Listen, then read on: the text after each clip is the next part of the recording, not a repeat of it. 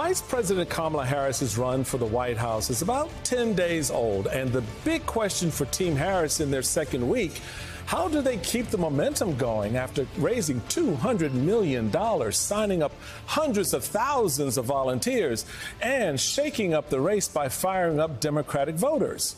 Well, the answer to that, in part, is a $50 million ad buy, the campaign's first television ad, and it's entitled Fearless, and it highlights her experience as a prosecutor. Let's take a watch. The one thing Kamala Harris has always been: fearless.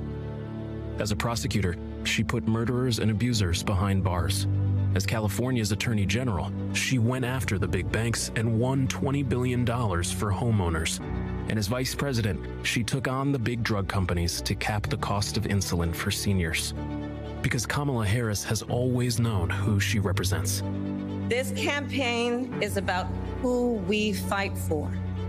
We believe in a future where every person has the opportunity not just to get by, but to get ahead, where every senior can retire with dignity.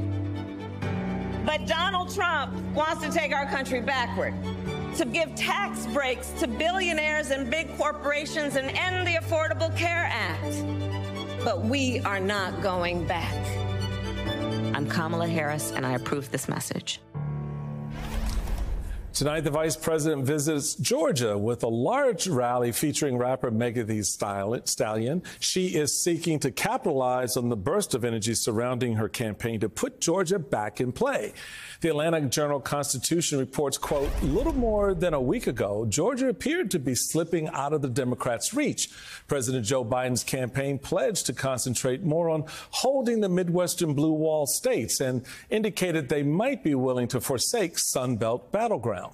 But now that Biden has bowed out of the race and Vice President Kamala Harris is the likely nominee, Democrats say they have new hope for the state.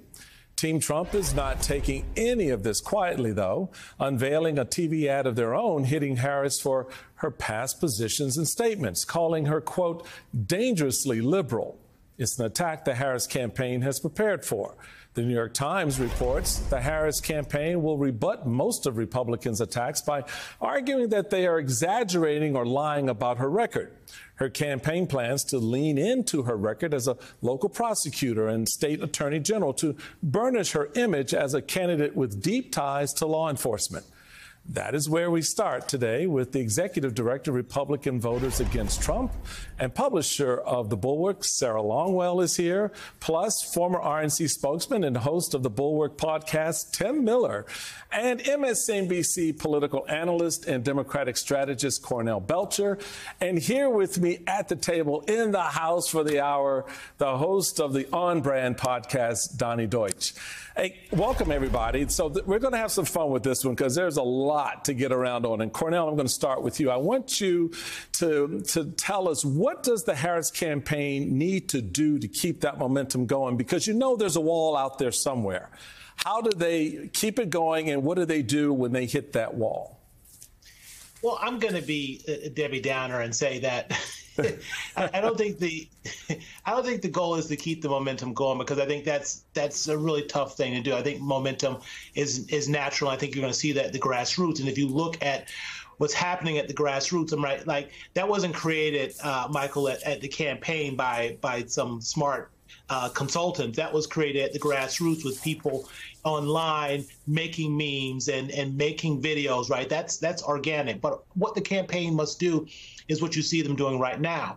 And I've said this before, right? The vice president is known. She has name ID, but people don't really know her story. Mm-hmm. And what I think the first ad does, and look, messaging are stairs, right? That you don't start off where you end. But I think the campaign is starting off telling the basics of her story, why she got into prosecution, what she's been fighting for, who she's been fighting for, and how it's defined her, right? So this is the opening salvo to sort of deepen voters' understanding of who she is and the rationale for her that they need to build up on over the next couple of months. I really think it's a good opening ad, and is really sort of establishing her credibility and her bona fides and telling voters who she is and defining her before the Republicans can define her.